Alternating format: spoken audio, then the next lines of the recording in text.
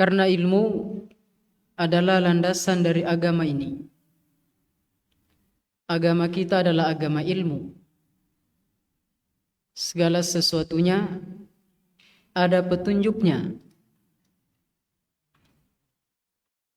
Ketika Nabi mengajarkan solat atau Allah memerintahkan solat, maka Nabi mengajarkan tata caranya.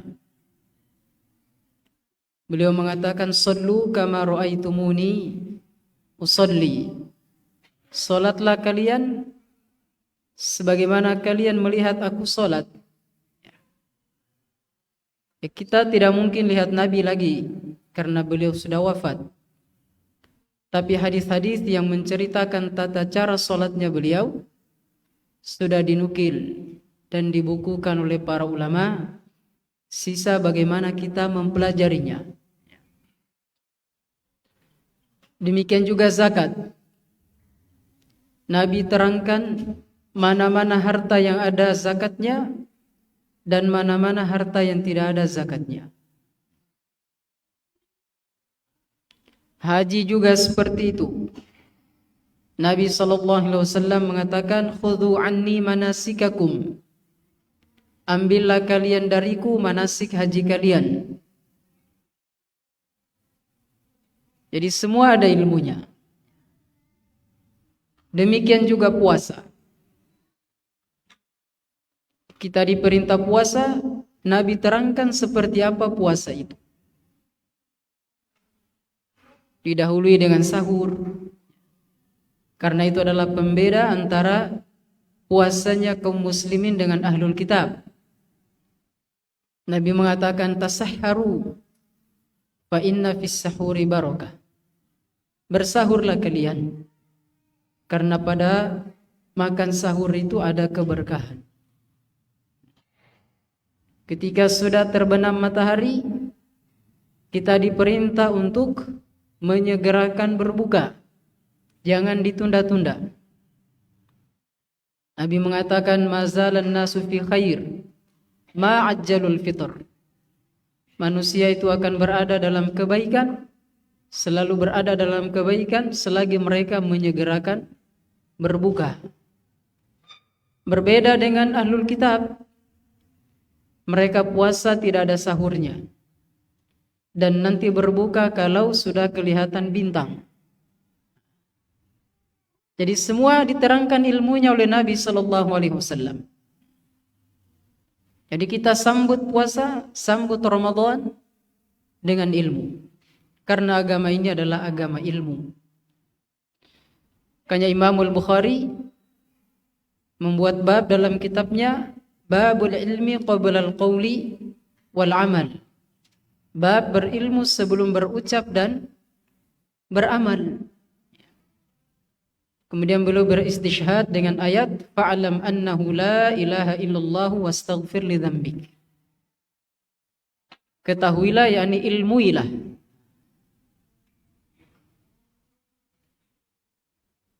Nah, kemudian kita sambut Ramadan juga dengan memahami betapa berharganya waktu. Para salaf itu sangat menghargai waktu. Karena di waktu itulah kerugian dan keberuntungan kita. Ayat yang selalu kita dibacakan kalau belajar salah satu usul selalu surat Al-Asr. Wal 'asri innal insana lafi khusrin illa alladhina amanu wa 'amilus salihati wa tawasaw bil haqqi wa tawasaw bis sabr. Demi masa, demi waktu. Dan jika Allah bersumpah dengan menyebut salah satu makhluknya, berarti sesuatu itu sangat bernilai, punya kedudukan, perlu diperhatikan. Sungguh manusia itu benar-benar berada dalam kerugian. Jadi kita sudah divonis rugi. Illal ladzina amanu, kecuali mereka yang beriman, wa amilus salihati, beramal soleh. Jadi waktunya dia gunakan untuk beramal. Jadi seorang muslim memahami betapa berharganya waktu. Makanya Nabi mengatakan nikmatani maghbunun fihi ma katsirun minan nas, as-sihhatu wal faragh. Ada dua nikmat di mana manusia kebanyakannya tertipu pada dua nikmat tersebut, yaitu kesehatan dan waktu luang. Dan Nabi mengatakan di situ maghbun. Dalam jual beli ada namanya khiyar ghaban. Jadi orang maghbun, ghaban itu kita ditipu tapi tidak sadar kalau kita tertipu. Misalnya ibu beli panci Jawa atau panci 55. Dia kira asli. Setelah pulang ke rumah tetangganya bilang, "Oh, palsu ini. Kalau yang asli ada capnya." Misalnya. Maka dia kembalikan. Makanya dalam jual beli ada namanya khiyar ghaban. Memilih membatalkan akad karena kita ditipu. Dalam keadaan kita tidak tahu kalau kita sedang ditipu. Begitulah manusia dengan waktunya. Masih ada waktu luang, ada kesempatan, kita tunda, nanti pi. Jangan pakai nanti. Saya pernah masuk di tempat fotokopi. Karyawannya itu sedang sibuk kerja fotokopi. Tapi kemudian ada tulisan di dinding tempat fotokopinya itu. Besar sekali. Tulisannya itu bunyinya begini. Kata nanti, ya dikasih tanda petik. Kata nanti itu hanyalah sebuah alasan atas ketidaksanggupan menyelesaikan pekerjaan. Jadi orang bilang nanti, yang itu menunjukkan dia orang yang lemah. Nanti bisa ibadah. Berarti dia lemah. Harusnya dia kerjakan ibadah itu saat itu juga. Kalaupun kita diberi kesempatan yang lain, yaitu ibadah yang lain, kesempatan yang lain lagi. Yang sekarang kita kerja. Jadi mumpung kita kalau diberi kesempatan dapat Ramadan, ya manfaatkan. Berharga sekali itu waktu. Karena tidak semua orang diberi kesempatan untuk mendapati bulan Ramadan. Tapi ada juga yang lebih rugi. Dia dapati Ramadan, tapi keluar dari Ramadan tidak diampuni. Raghima anfu. Rugi sekali. Celaka sekali. Man adrakahu Ramadhanu thumma salakha minhu falam yughfar lahu. Orang yang didapati bulan Ramadan, dia masuk ke dalamnya tapi dia keluar dari Ramadan itu dia tidak diampuni oleh Allah Subhanahu wa taala. Ya, jadi ini sebelum kita bahas fikihnya secara ringkas. Ya, manfaatkan, pahami betapa bernilainya waktu itu. Kemudian yang keempat, kita sambut Ramadan dengan banyak istighfar dan tobat yang sesungguhnya, yang jujur. Kenapa? Karena dosa-dosa itu akan menghalangi manusia untuk beribadah. Kenapa kita malas sholat? Terlalu banyak dosa. Malas baca Al-Quran. Pokoknya ibadah-ibadah yang oleh orang lain dikerjakan, dia malas kerjakan. Ya, kenapa? Karena kita terlalu banyak memikul beban dosa. Ya, maka salah satu yang meringankannya adalah banyak istighfar, tobat kepada Allah Subhanahu wa taala. Supaya hati kita itu bersih dan kita bersemangat untuk beribadah kepada Allah Subhanahu wa taala. Nah, kemudian yang kelima, ya kita sambut Ramadan dengan banyak berdoa. Disebutkan dalam athar bahwa para sahabat itu 6 bulan sebelum datangnya Ramadan dia sudah berdoa supaya dia diberi taufik untuk mendapati Ramadan. Ya, kita sekarang tinggal ya sepekan atau 2 pekan, yang tidak cukup lagi. Ya, maka berdoa supaya kita benar-benar disampaikan di bulan ya Ramadan. Nah, jamaah yang dirahmati Allah Subhanahu wa taala, tentang fikih ya walaupun sering dan sudah berulang, tapi mengulang-ulang ilmu itu adalah nikmat. Supaya apa? Supaya semakin kokoh, semakin mungkin. Karena kadang juga ada orang tanya terus, kapan puasa? Padahal ilmunya sudah dijelaskan, tiap tahun dijelaskan. Tahun depan tanya lagi, kapan kita puasa? Ya ikut pemerintah. Sudah berlalu ilmunya. Kapan kita lebaran? Kan sudah dijelaskan, ikut pemerintah. Maka ilmu itu penting untuk diulang-ulang supaya mungkin.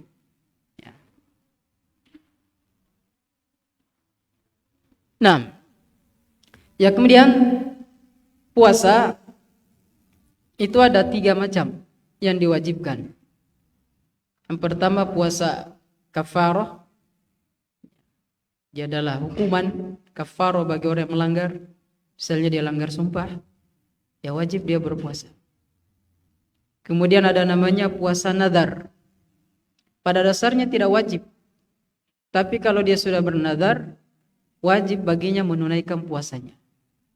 Jadi misalnya dia katakan, kalau saya begini saya akan puasa 3 hari.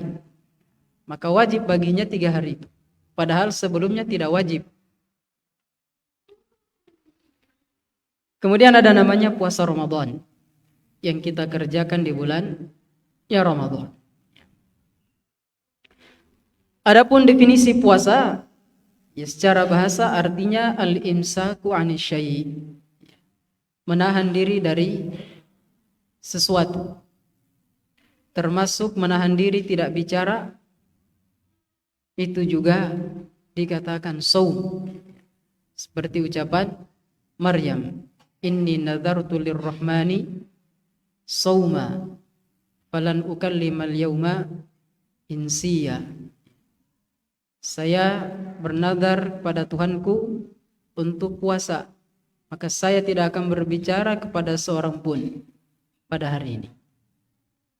Jadi dia menahan diri tidak bicara, itu secara bahasa. Ya dikatakan puasa juga karena dia al-imsaku 'ani syai', menahan diri dari sesuatu. Ya adapun secara istilah syariat, khususnya dalam bab-bab fikih, siyam artinya al-imsaku 'anil akli wasyurbi wasairil muftirati ma'an niyati min tulu'il fajri shadiqi ila ghurubi syamsi.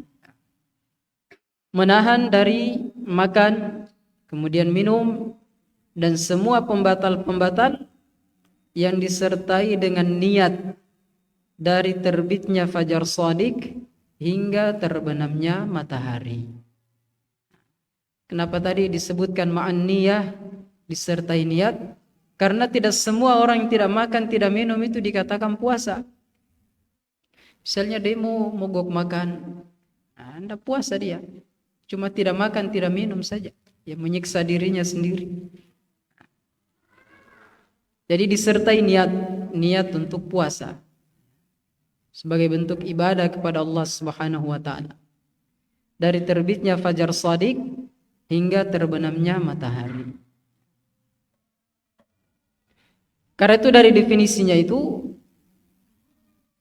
puasa memiliki 2 rukun. Rukun yang pertama yaitu al-imsaku 'anil muftirat. Menahan diri dari semua pembatal.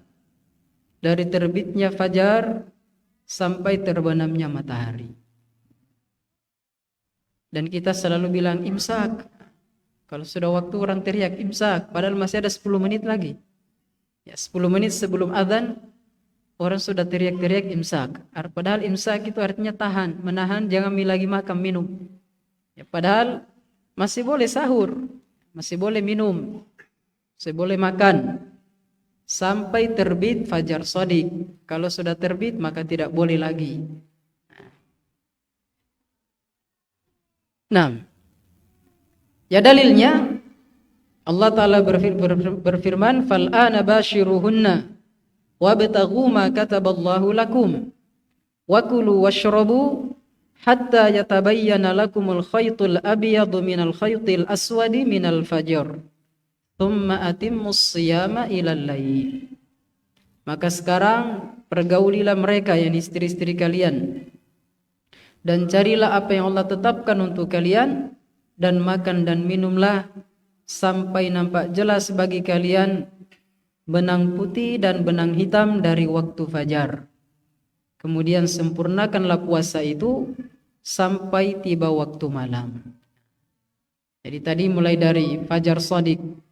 Ya, ketika turun ini ayat, ada sahabat memahaminya karena kalimatnya al-khaytul abyad, benang putih. Maka dia pasang benang putih dan benang hitam. Kalau sudah bisa dibedakan berarti sudah waktunya. Padahal yang diinginkan adalah apa? Fajar. Ketika sudah terbit fajar shadiq, maka disitulah kita mulai menahan sampai terbenamnya matahari.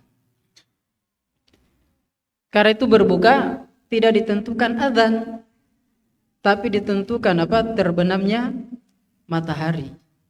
Jadi kalau yang tinggal di pesisir, misalnya Galesong, karena dia lihat sunset, bola matahari lingkarannya dia lihat ketika terbenam. Kalau sudah terbenam, sudah hilang, tidak usah tunggu azan, langsung berbuka. Karena berbuka tidak ditentukan oleh apa? Oleh azan, tapi terbenamnya matahari. Kenapa? Karena di antara muadzin itu ya ada yang mendhabit, dia disiplin, terikat dengan waktu yang tepat. Ada juga tidak, ya malas-malas. Kadang-kadang orang, kenapa belum azan ini? Ternyata muadzinnya sudah selesai itu 2 gelas itu es buah. Dia belum azan. Dia berbuka duluan, sementara orang di rumah menunggu kapan azan. Muadzinnya sudah selesai, batal puasanya. Jadi ditentukan dengan apa? Terbenamnya matahari. Ya walaupun sekarang ada namanya takwim, ini waktu jam yang kita gunakan ini. Ya kalau jamnya cocok, maka itu boleh dijadikan sebagai alat bantu. Karena kita tidak bisa melihat langsung matahari ya terbenam. Maka boleh dari khobar, misalnya di radio, sekarang kan ada radio, ada macam-macam wasilah yang bisa kita ketahui terbenamnya matahari, yaitu boleh dijadikan sebagai alat bantu bahwa sudah waktunya berbuka. Ya demikian juga ketika menahan, ya, ketika puasa. Nah, jadi ini yang pertama rukunnya, menahan. Ya, yang kedua, niat. Jadi niat, berniat untuk puasa. Kapan dia mulai niatnya? Ya ada hadis menyebutkan, ya man lam yubayyitin niyya fil lail fala siyamalah. Siapa yang tidak menetapkan niatnya di waktu malam, maka tidak ada puasa baginya. Artinya tidak dianggap puasanya. Dia harus niat dari malam. Dan itu setiap hari. Oleh sebagian ulama berpendapat begitu. Oleh ulama yang lain, mereka mengatakan boleh berniat 1 bulan penuh. Niat puasa Ramadan 1 bulan penuh. Pentingkah itu dibahas? Penting. Karena kadang ada kejadian, dan itu beberapa kali, dan pernah juga kami dapati seperti itu. Ya dulu sekitar 15 tahun yang lalu ya, di pondok ada santri, dia tidur jam 5 sore. Tidak ditahu kalau dia tidur, tidak ada juga yang lihat. Akhirnya ketiduran sampai azan subuh. Jadi dia tidak berbuka, tidak sholat maghrib, tidak sholat isya, tidak sholat tarawih, dan dia tidak sahur. Jadi belum berbuka, apa mau dilanjut lagi puasanya dengan besok?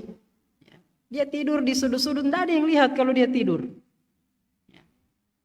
Akhirnya kebablasan tidurnya, tidur jam 5 sore sebelum azan, sebelum maghrib. Dia bangun nanti setelah azan subuh. Banyak itu yang dia lewati, sudah tidak sholat maghrib, tidak berbuka lagi. Kalau berdasarkan tadi pendapat bahwa boleh berniat 1 bulan, ya bisa dia sambung puasanya. Kalau dia sanggup. Tapi kalau berdasarkan pendapat bahwa niat itu harus ditentukan setiap malam, ya tidak sah puasanya. Karena dia ketiduran, dia tidak berniat. Ya maka Ya dia ganti nanti di hari yang lain, hari itu dia tidak puasa. Jadi ini persoalan apa? Niat. Ya la kulli hal, ya kalaupun misalnya boleh berniat 1 bulan penuh, ya paling bagus kalau setiap malam itu dia tentukan apa? Niatnya. Artinya dia berniat menyengaja dalam hatinya bahwa besok dia akan puasa. Makanya di masyarakat kita, kenapa itu kalau sudah tarawih selalu dia baca nawaitu sauma ghadin. Nah, saya berniat puasa besok. Karena dia ingin malam itu ditentukan niatnya, maka dia ucapkan memang nih. Ya. Walaupun persoalan al-idharu atau talaffuz bin niyah, ya, itu menjadi polemik karena banyak ulama menganggapnya itu sebagai bid'ah. Ya, sebagian lain mengatakan tidak, itu bukan bid'ah, itu hanya menguatkan dan itu bukan niat yang asal. Niat yang asal itu yang di dalam hati. Jadi dia ibaratkan seperti orang mau ke pasar tapi dia ucapkan saya mau ke pasar. Padahal dia tidak ucapkan pun dia sudah berniat kemana? Ke pasar. Ya, karena itu kalau ada yang berpendapat diambil begitu alasannya, maka saya katakan kalau begitu jangan persulit orang. Kalau dia bukan niat yang muktabar, boleh dong dengan bahasa lain selain bahasa Arab. Pakai bahasa Makassar juga boleh.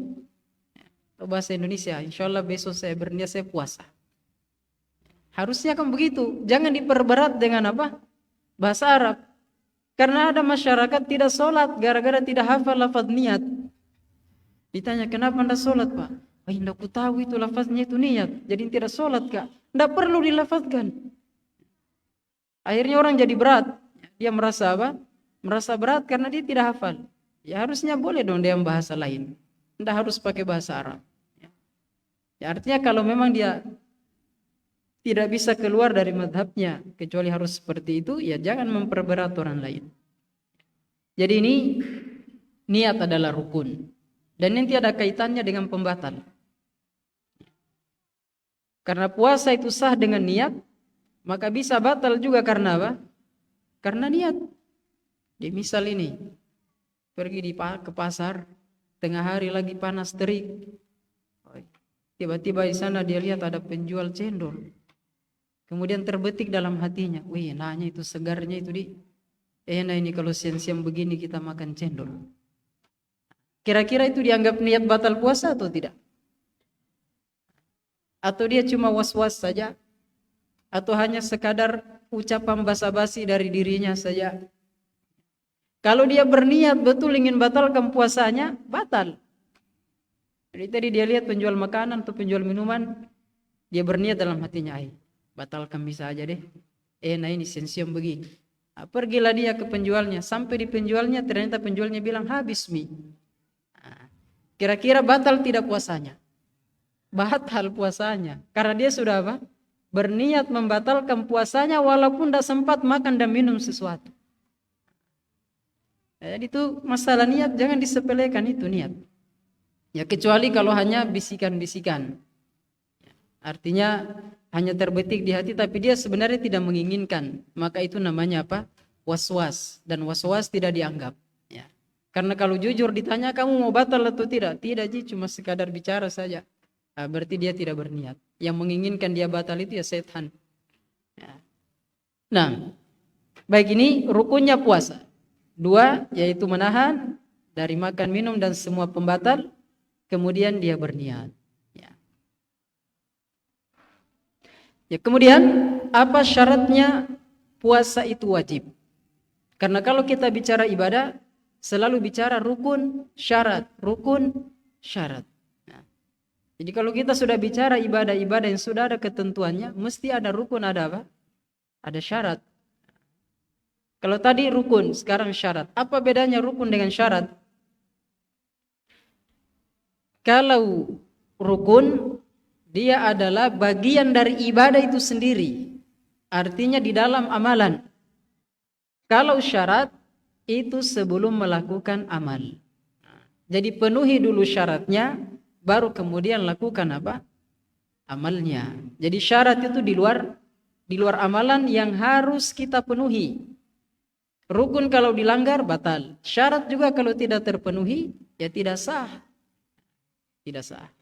Ya terus Apa syarat wajib?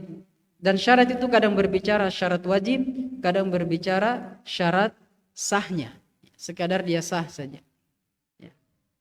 Ya, adapun syarat wajibnya yang pertama, dan ini selalu pasti poin pertama, muslim. Karena itu puasanya orang kafir tidak sah. Walaupun dia puasa juga tidak diterima puasanya. Kenapa? Karena kekafirannya. Dan orang kafir batal amalannya. Gugur semua amalannya. Karena itu tidak sah puasanya, dan sebagian ulama juga mengatakan tidak wajib dan tidak sah puasanya orang kafir. Jadi yang pertama dia harus muslim. Yang kedua, dia harus akilun, muslimun akilun, berakal, akalnya sehat. Karena itu tidak wajib bagi orang gila. Demikian juga orang yang pingsan dalam waktu lama, setelah dia koma, ya tidak wajib dia puasa karena tidak ada akalnya. Demikian juga orang gila, sama saja gilanya gila permanen atau gila datang-datangan. Ya kan ada orang begitu. Kadang-kadang tiba-tiba dia sehat, tiba-tiba error lagi, gila lagi. Ya ketika dia gila, ya tidak wajib di saat itu. Tapi di saat dia waras, ya wajib dia puasa. Jadi mau gilanya permanen atau gilanya sementara, belum wajib di saat dia apa? Dia gila. Karena dia tidak berakal sehat. Jadi sehat akalnya. Ya dalilnya yaitu wal naimu hatta yastaiqidh atau wal majnun hatta yufiq. Orang yang tidur sampai dia bangun, atau orang yang gila sampai dia sembuh dari gilanya. Kemudian yang ketiga, dia harus baligh. Dia sudah baligh. Di sini ada santri. Apa tandanya baligh? Mana santrinya? Ya. Apa ditandai dengan apa itu baligh? Karena bahasa kita baligh itu dewasa. Tapi baligh itu sebenarnya yang tidak tahu apa baligh, tidak bisa juga kita terjemahkan dengan apa? Kalimat dewasa, karena orang berselisih dengan definisi dewasa itu. Ya baligh artinya dia mencapai kondisi di mana di saat itu dia sudah wajib menjalankan apa? Perintah-perintah syariat. Jadi seseorang mendapati kondisi dia sudah wajib menjalankan apa? Perintah-perintah syariat, itu namanya baligh. Ditandai dengan apa? Yang pertama ini bersyarikat laki-laki dan perempuan, yaitu ihtilam. Saya juga kebingungan menerjemahkan ihtilam ini, karena kalau bahasa kita orang bilang mimpi basah. Artinya dia mimpi, ketika dia bangun dia melihat ada mani yang keluar. Maka itu dikatakan dia sudah apa? Baligh. Atau tanda yang kedua, tumbuhnya sya'rul ana. Ya mohon maaf, tumbuhnya rambut di sekitar kemaluan. Ya. Ini bersyarikat laki-laki dan perempuan. Yang ketiga, kalau dia mencapai usia 15 tahun.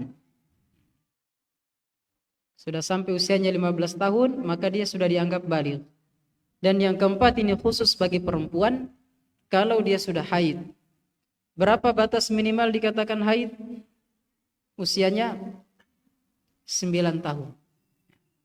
Jadi kalau darah keluar usianya belum genap 9 tahun, maka darah itu tidak dianggap darah haid. Barangkali dia sedang sakit, periksa ke dokter.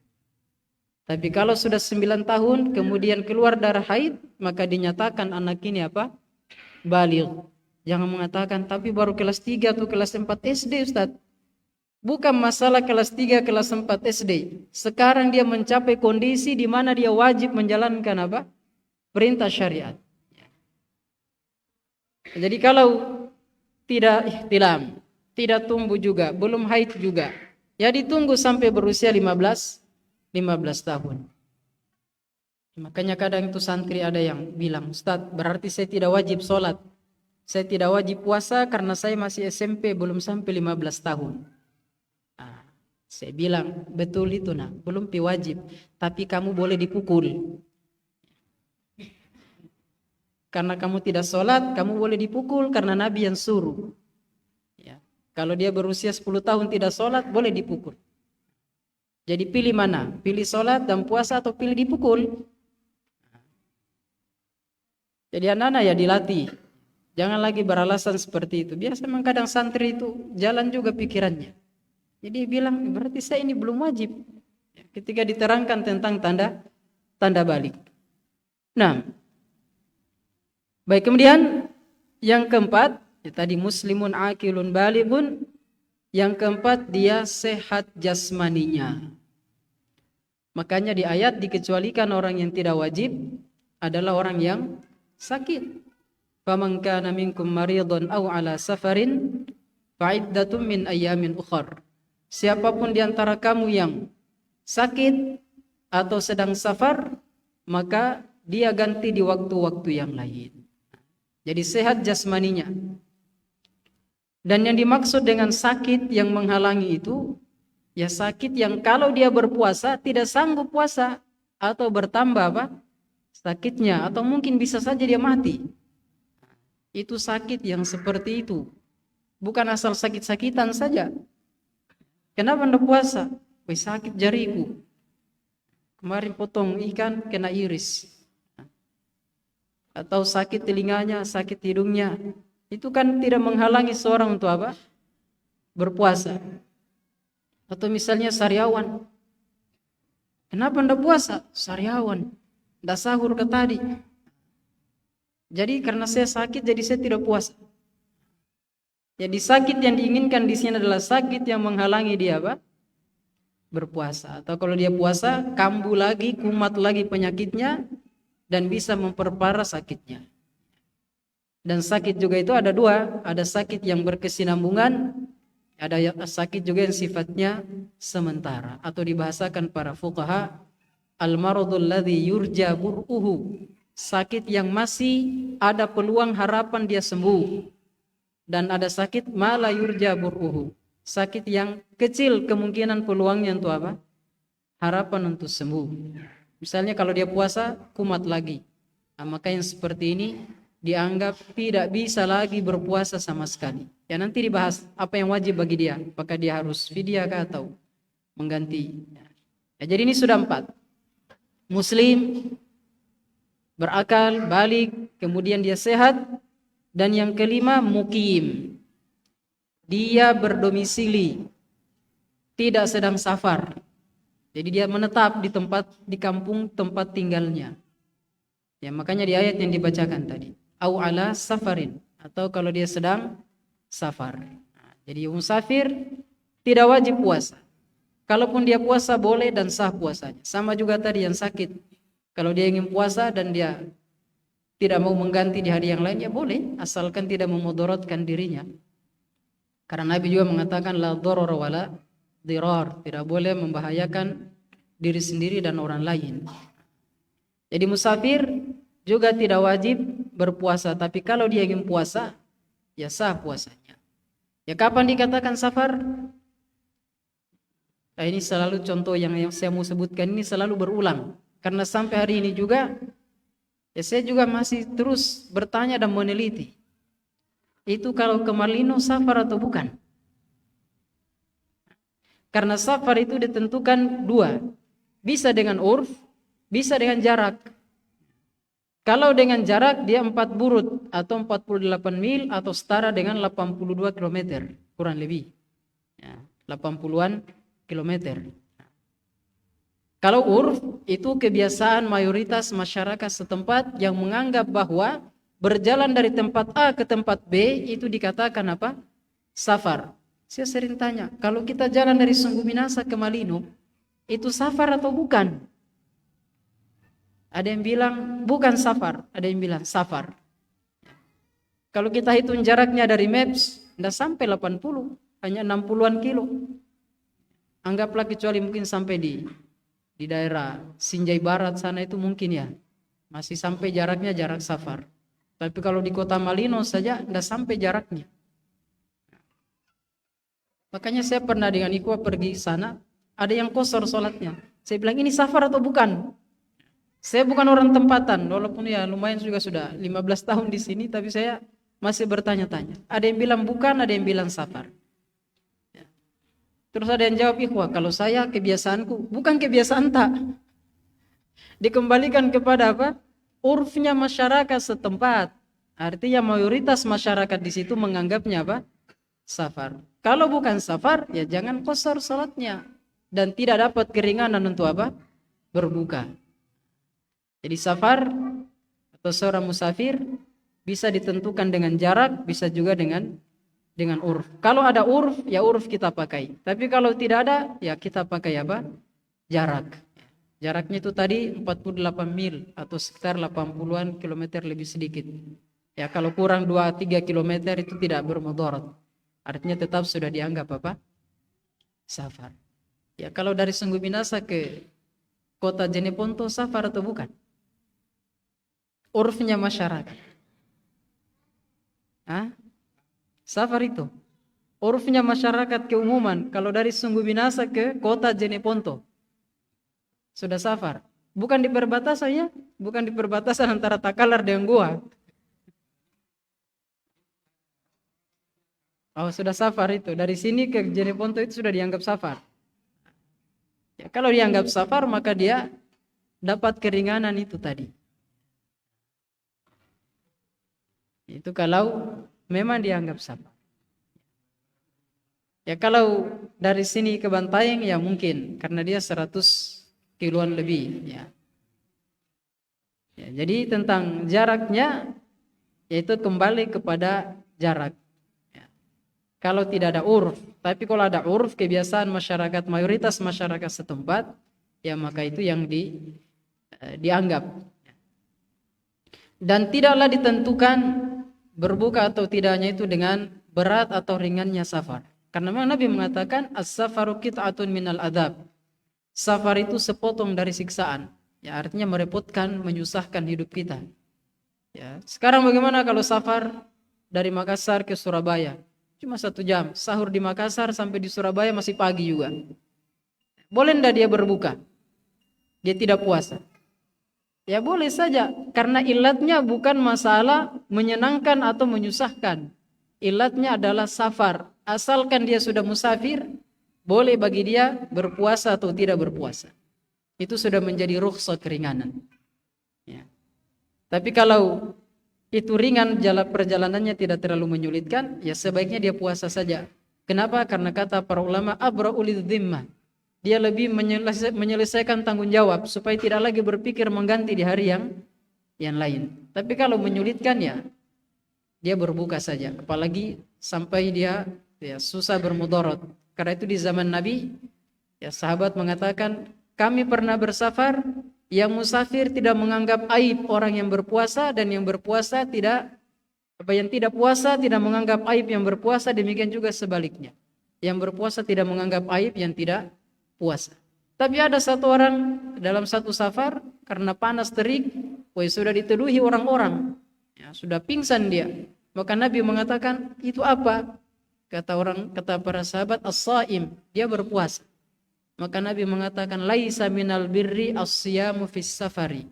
Bukanlah termasuk amal kebajikan berpuasa ketika safar, karena kondisi orang itu tersiksa dengan apa? Safarnya. Maka jangan puasa kalau menyulitkan. Nah, baik, ini syaratnya puasa. Kemudian yang keenam, ini khusus bagi perempuan.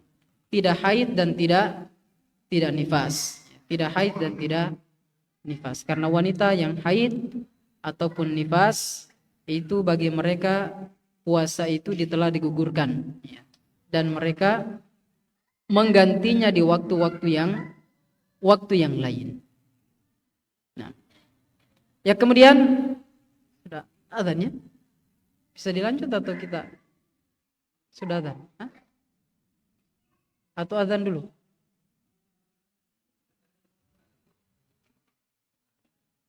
Bisa adzan dulu baru lanjut lagi.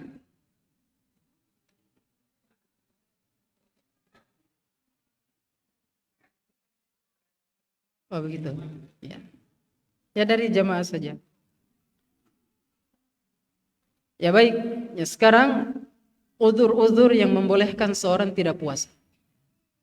Karena agama kita ini, walaupun kita diperintah, tapi nanti pasti ada mustasnayat, orang-orang yang dikecualikan.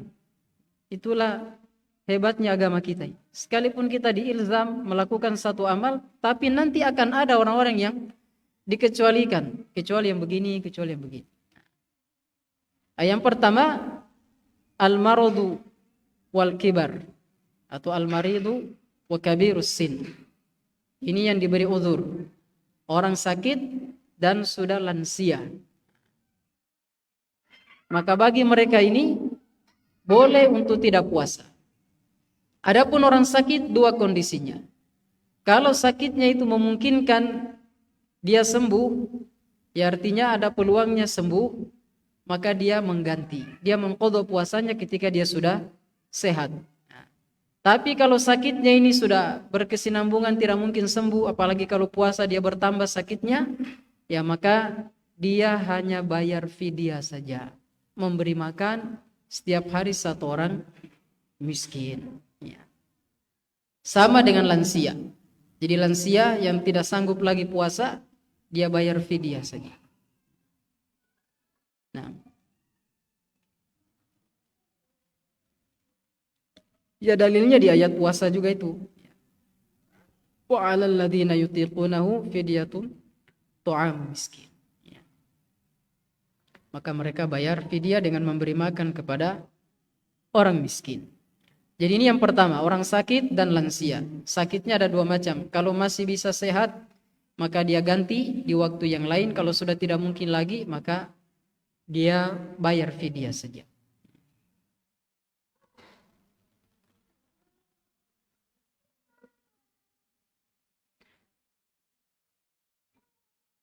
Dan dia bayar fidyah dengan setengah sok dari gandum atau kurma atau kutul balad, makanan pokok dari negeri tersebut.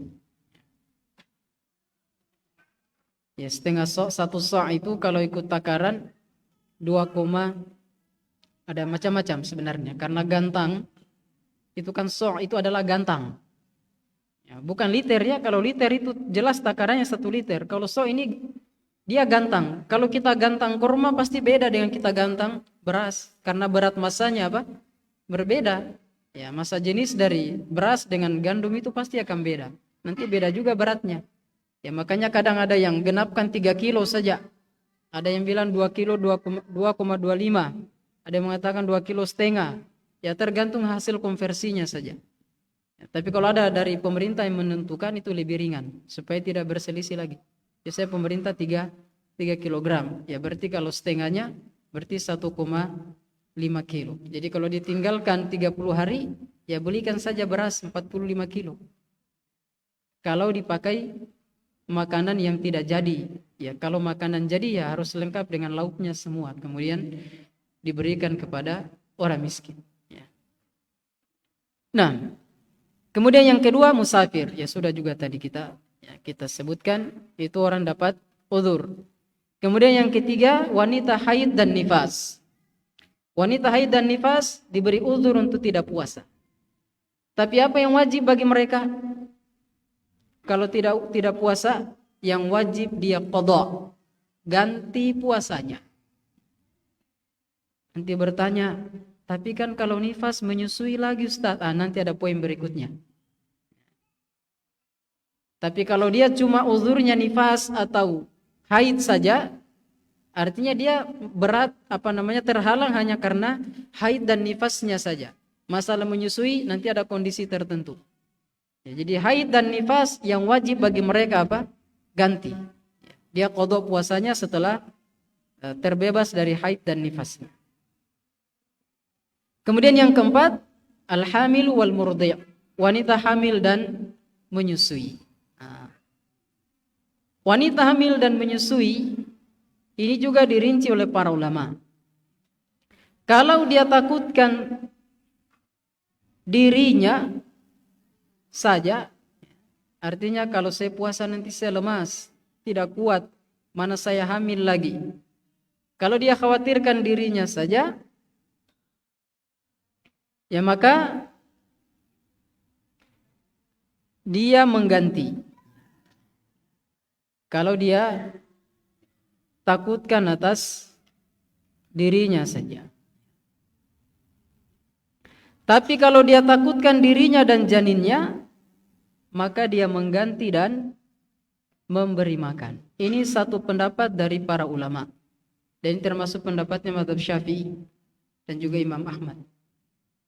Jadi dia mengganti dan memberi makan. Kalau Hanafiyah memandang baik itu hamil ataupun menyusui, mau dia takutkan dirinya ataupun bayinya ataupun secara bersamaan, maka yang wajib baginya cuma satu saja, mengganti. Dan ada satu pendapat yang dinukil dari Ibnu Abbas, wanita hamil itu hanya apa? Bayar fidyah. Tapi kalau saya pribadi tidak menyarankan ini. Karena hukum asal dari ibadah itu apa? Dikerjakan. Harus dikerja. Jadi yang paling pertengahan itu dia mengganti saja. Pendapatnya Hanafiyah. Tapi kalau dia ingin gabungkan antara qadha dengan memberi makan, ya maka itu lebih mengeluarkan dari perselisihan dan lebih bagus. Tapi kalau dia qadha saja, dan itu kalau saya pribadi kalau ditanya itu yang saya fatwakan. Jadi saya hamil, menyusui, mengganti. Kapan saya ganti? Ya kalau sudah sanggup ganti. Kenapa? Karena qadha itu masuk dalam al-wajibul muwassa', kewajiban yang diluaskan. Artinya luas waktunya kapan saja. Kemudian juga mengganti itu tidak harus berturut-turut. Ya boleh dia cicil-cicil. Jadi kalau 30 hari, ya 1 bulan 3 hari. Ya, berarti 10 bulan sudah. Ya 30 hari kan. Jadi itu lebih bagus dia ganti. Ya, jangan dia bayar fidyah saja. Walaupun memang betul itu pendapatnya Ibnu Abbas, ya radhiyallahu taala. Ya, tapi yang lebih bagus, ya, dia mengambil pendapat yang lain, dia mengganti. Kalau dia ingin bayar fidyah dan mengganti juga, ini wanita hamil dan menyusui, maka itu tidak apa-apa, itu bagus juga. Nah, ya ini orang-orang yang mendapatkan apa? Keringanan untuk tidak puasa. Ya kemudian terkait tadi masalah perempuan haid dan nifas, ini kadang kita kalau taklim khusus ummahat, bapak-bapak tidak mau hadir. Dikiranya fikih perempuan itu hanya untuk perempuan saja. Nah, ada kasus itu, dia tanya, katanya istrinya keluar darah lagi, tapi dia tidak tahu ini darah apa, dia tidak punya tamyiz. Nah, apa mi kalau sudah begitu? Kalau dia bilang haid ternyata bukan haid. Nanti kalau dia nyatakan itu haid dan ternyata bukan haid, dia tidak akan sholat, tidak puasa. Dia tinggalkan apa? Kewajiban. Ada amalan-amalan besar di belakangnya. Itu bahaya. Bayangkan dia tidak sholat. Hanya karena ketidaktahuannya dengan apa? Darah itu. Istrinya bingung, suaminya juga ditanya tambah bingung. Karena dia tidak tahu masalah-masalah darah. Ya karena kalau kajian urusan darah perempuan dikiranya biar Tommy perempuan saja yang tahu. Padahal kita itu punya istri, punya anak perempuan, punya saudari. Yang harus kita bimbing mereka untuk apa? Memahami fikih-fikih semacam itu. Jadi harusnya kalau talim perempuan, talim ummahat, ya bapak-bapak hadir. Harusnya kita lebih wajib mengetahui itu. Karena kita yang akan menjadi wali dan mengambil alih urusan mereka. Kita ajari. Nah, baik sekarang kita bicara muftiratus siyam. Apa pembatalnya? Yang pertama tentu saja makan dan minum dengan sengaja. Ingat ya, amdan, sengaja. Karena kadang-kadang kita lupa.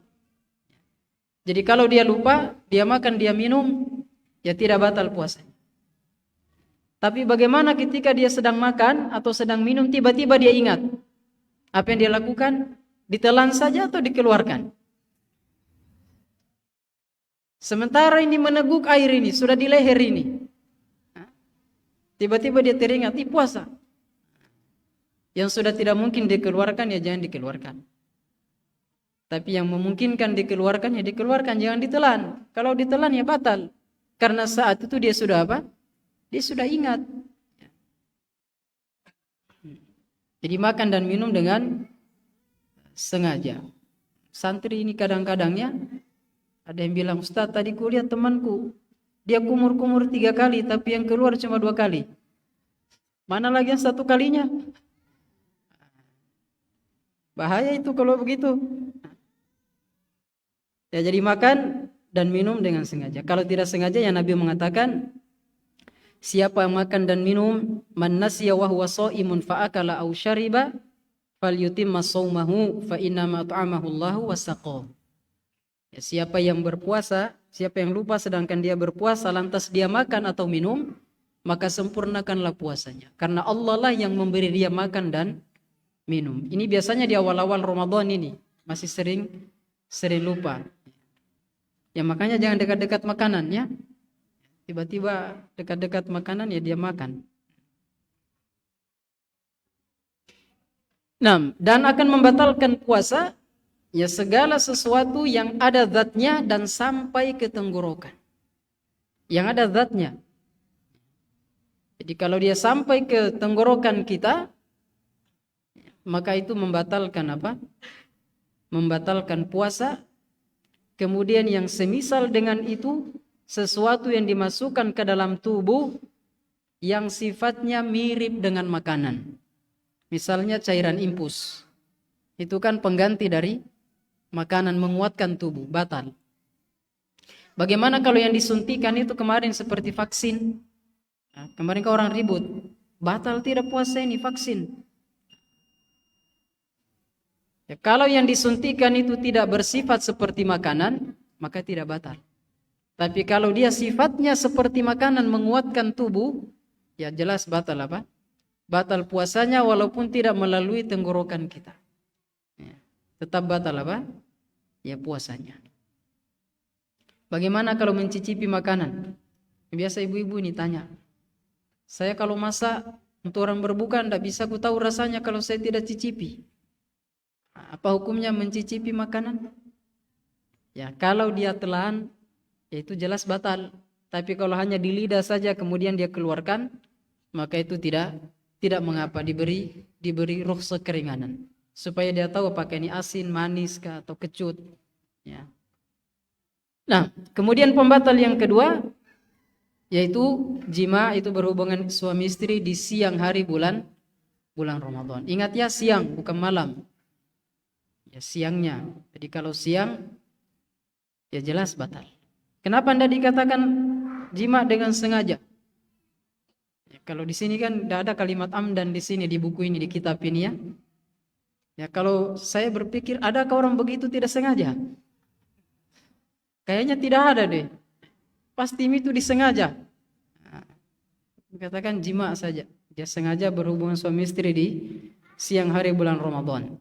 Nah, dan kalau dia lakukan, kafarahnya dia harus puasa 2 bulan berturut-turut. Jadi dikena hukuman 2 bulan berturut-turut kalau dia sengaja.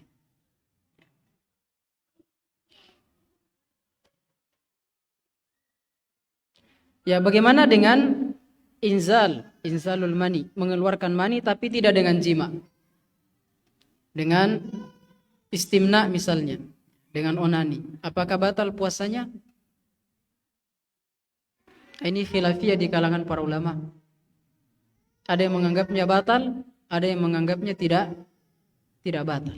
Seperti pendapatnya Syaukani, dan itu dikuatkan oleh ulama zaman ini seperti Syekh Muhammad Nasiruddin Al-Albani. Bukan bicara melakukannya ya. Ini berbicara apakah itu membatalkan puasa atau tidak. Kalau melakukannya jelas dosa. Ya, jelas itu diharamkan. Tapi apakah batal puasanya atau tidak? Ya, sebagian ulama berpendapat tidak batal. Tapi untuk menjauhi perkara itu ya jangan seorang melakukannya. Pertama itu adalah dosa, yang kedua itu bisa saja merusak apa? Merusak puasanya. Ya, banyak para ulama mengatakan batal. Bagaimana kalau mimpi di siang hari terus keluar mani? Batal tidak? Apakah dia semakna dengan jima? Ini yang detail-detail begini kadang terjadi lupa dijelaskan. Akhirnya jadi pertanyaan. Bagaimana kalau dia mimpi? Ihtilam. Itu tidak batal. Kenapa? Karena di luar kuasa orang tersebut. Tidak batal, bukan pilihannya. Kemudian pembatal yang ketiga, at-taqayyu'u amdan, sengaja muntah. Kalau tidak sengaja atau dikalahkan oleh muntah, maka tidak batal.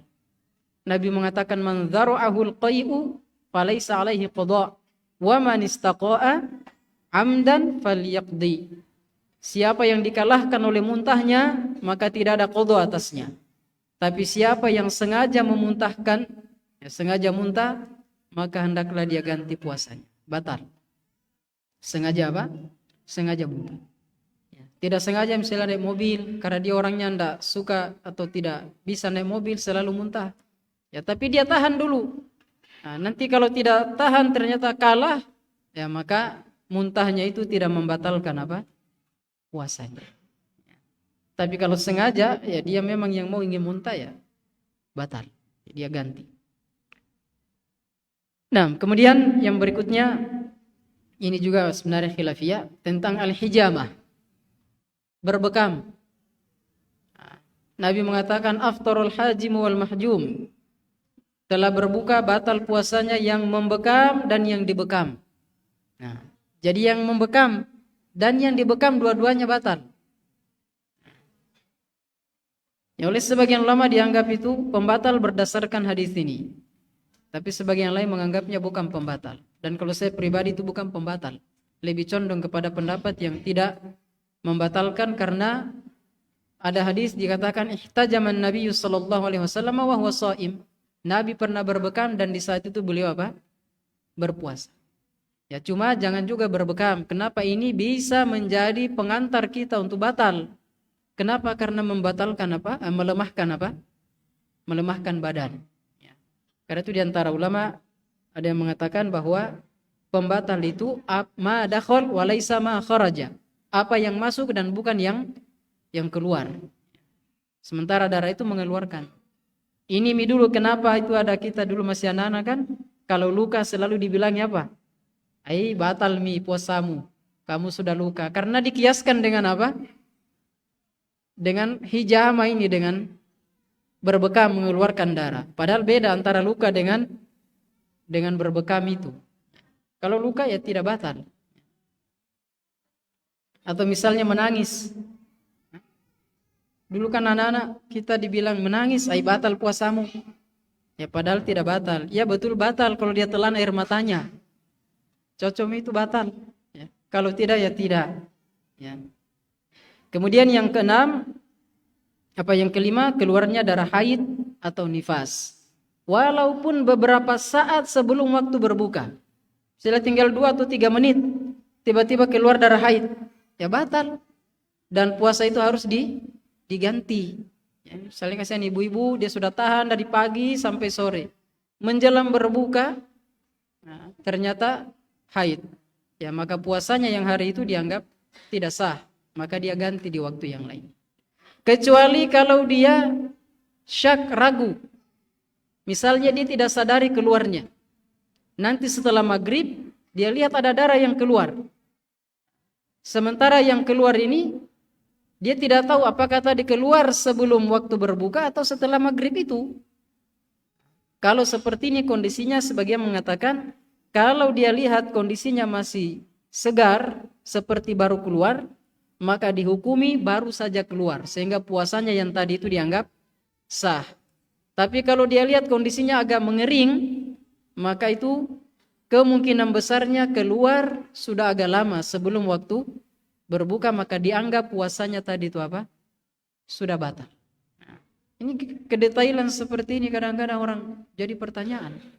Kan namanya ibu-ibu dia kadang mungkin sibuk, dia tidak tahu. Ternyata apa? Ada darah keluar sehingga dia bingung. Ini tadi kapan keluarnya ini? Sebelum maghrib atau setelah maghrib? Dilihat saja. Kalau masih baru saja kelihatannya, nah, maka dianggap saja itu baru keluar. Sehingga puasanya apa? Sah yang tadi. Nah, puasa yang tadi itu sah. Sama juga nifas. Walaupun beberapa saat sebelum waktu berbuka dia melahirkan, maka nifasnya ini membatalkan apa? Ya, puasanya. Ya mungkin banyak orang bertanya, adakah orang hamil mau melahirkan puasa? Ya mungkin, kemungkinan sih sedikit. Ya, tapi kan ada hal-hal lain. Ya. Nah. Ya, baik, saya kira ini kemudian yang terakhir yaitu murtad. Ya kalau murtad ya bukan hanya batal puasa tapi batal semua amalnya, dengan Islamnya batal semua.